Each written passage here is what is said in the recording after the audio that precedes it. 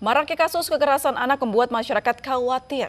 Ya, untuk membahasnya lebih jauh kami sudah terhubung dengan psikolog anak Seto Mulyadi. Assalamualaikum, selamat sore Kak Seto.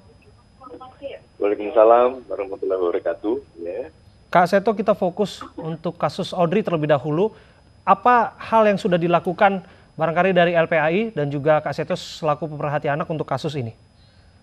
Iya, pertama marilah kita sama-sama tetap menjaga identitas korban ya, tetap dengan nama inisialnya saja, jadi tidak disebut nama lengkapnya dan sebagainya. Yeah. Saat ini saya memang sedang berada di menjalankan tugas di Palu, tapi besok dan Sigi dan besok sudah akan kembali ke Jakarta, dan kami sudah dengan teman sudah bergerak juga untuk bisa menghubungi pihak-pihak keluarga, kemudian juga membuat suatu pernyataan. Artinya intinya adalah bahwa saat ini memang gejala demikian ini adalah ibarat fenomena gunung es, cukup banyak terjadi, di mana anak-anak sudah melakukan berbagai tindakan yang tidak sesuai dengan makna atau isi pendidikan kita.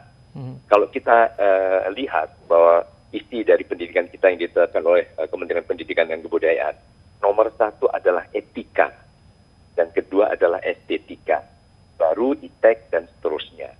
Tapi kadang-kadang sistem kita di dalam pendidikan formal atau kadang-kadang juga informal dalam keluarga lebih mengedepankan pada ipteknya, pada ilmu pengetahuan dan teknologi, pada prestasi akademik, tapi tidak menyadari seberapa jauh anak-anak ini bisa menjalankan sesuatu yang sesuai dengan etika atau nilai-nilai moral.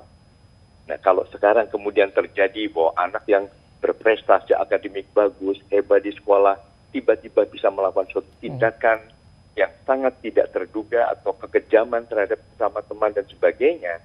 Nah, inilah karena kita semua kadang-kadang lupa mengenai makna pendidikan itu sendiri dan isi utama dari pendidikan kita. Begitu. Baik, Kak Seto, tadi kan Anda menyebutkan kalau etika yang kurang bisa dipahami oleh anak-anak sekarang begitu ya. Namun sebenarnya apa saja faktor yang menyebabkan anak-anak sekarang seakan-akan tidak memahami begitu etika-etika yang ada? Iya, pertama kita harus sadari bahwa secara psikologis anak-anak adalah peniru yang terbaik di dunia. Mereka mengembangkan karakter, kepribadian, tingkah laku, ada sumbernya adalah dengan meniru orang-orang sekelilingnya. Jadi saat ini mungkin kurang adanya keteladanan, baik dari para pendidik, mungkin pendidik dalam keluarga adalah orang tua, mungkin juga pendidik di sekolah, di mana kadang-kadang sistem pendidikan masih penuh nuansa kekerasan, ya, tanpa disadari baik kekerasan fisik maupun psikologis, sehingga akhirnya anak-anak dalam bawah sadarnya merekam itu semua, dan kemudian meledak menjadi suatu tindakan yang mirip dengan apa yang dilihatnya ini, dengan berbagai tindak kekerasan yang disalurkan kepada mungkin teman-temannya atau juniornya yang lebih lemah. Nah, ini yang sebetulnya harus menjadi introspeksi kita semua, para pemangku kepentingan pendidikan di tanah air, begitu. Baik. Untuk kasus di Pontianak misalnya, Kak Seto, mediasi kan buntu, kemudian masuk ke ranah hukum.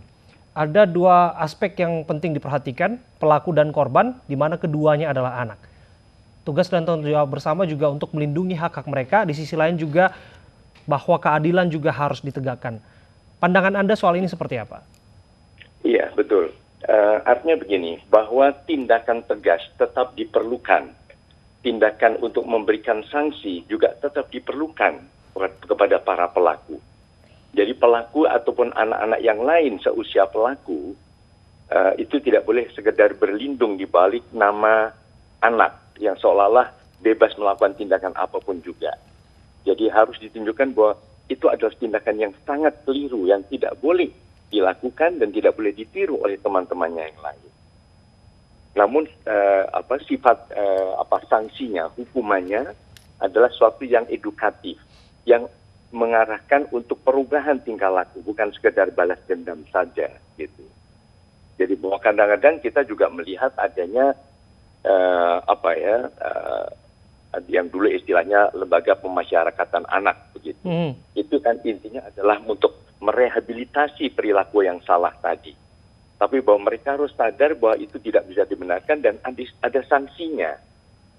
Ini adalah prinsip reward and punishment yang harus tetap dikembangkan dalam sistem pendidikan kita, begitu. Baik. Nah, bahwa kemudian ada usia demikian dan sebagainya, mungkin Undang-Undang Sistem Peradilan Pidana Anak juga kalau perlu dikoreksi kembali.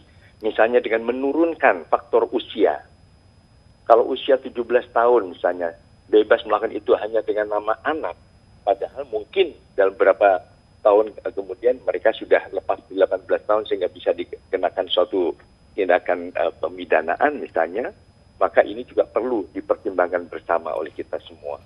Gitu. Baik, Kak Seto, kalau kita melihat dari sisi psikis korban maupun pelaku begitu ya, katakanlah nanti sudah diproses hukum begitu. Adakah pengaruh dari proses hukum ini untuk perkembangan anak tersebut, Kak Seto? Iya, terhadap siapa? Pelaku atau korbannya ini sekarang? Pelaku maupun korbannya?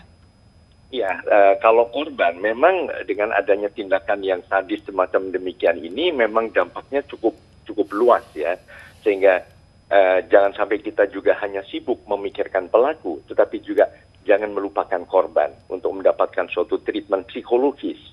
Jadi bukan hanya masalah kesehatannya atau fisiknya, tapi psikologisnya juga harus mendapatkan suatu penanganan yang sangat profesional, sehingga akhirnya juga bisa sembuh dari pengalaman traumatiknya ini.